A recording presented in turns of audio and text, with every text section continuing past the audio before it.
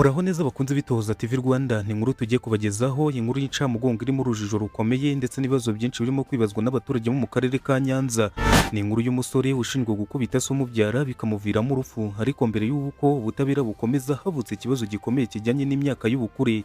Ese koko uyu musore afite imyaka y'ubukure nk'uko iperereza ry'ibanze ribivuga, cyangwa se nta myaka y'ubukure afite nk'uko nyir'ubwite abyivugira?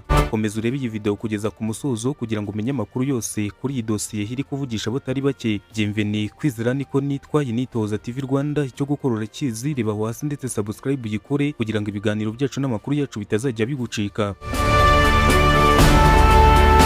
Mu kwezi kwa Gicurasi 2026 mu kagari ka Kadaho umurenge wa Cyabakamyi mu karere ka Nyanza havutse inkuru y'umusore ukurikiranyweho icyaha cyo gukubita no gukomeretsa se umubyara bikamuviramo urupfu. Amakuru avuga ko nyina w'uyu musore yari yaragiranye amakimbirane n'umugabo we haza guhunga, nyuma yaho uyu muhungu ngo yagiye gucyura nyina maze bombi bahagera nijoro. Bivugwa ko bageze mu rugo ngo habaye amakimbirane hagati y'uyu musore na se bapfa inkweto, bivugwa ko yari yaraguze nyuma akazigurisha. Hari kandi amakuru avuga ko uyu musore nawe yari yarigeze kugurisha telefoni ya se, ibintu bike koko byari byarazamuye amakimbirane hagati yabo. Uyu muhungu na se ngo barafatanye bararwana, nawe abashije gutabara cyangwa ngo atabaze. Mu gitondo cy'umunsi wakurikiyeho abaturage bamenye inkuru y'incamugongo y'uko uyu mugabo wari uri mu kigero cy'imyaka 60 y'amavuko yamaze kwitaba Imana. Nyuma y'ibi urwego rw'ubugenzacyaha RIB rwataye muri yombi uyu musore, ahita afungirwa kuri sitasiyo ya polisi ya Busasamana mu karere ka Nyanza. Gusa iperereza rirakomeje, hagaragaye ikibazo gikomeye, rivuga ko afite imyaka 18 y'amavuko y'ubukure, bivuze ko yaba ari umuntu mukuru imbere y'amategeko.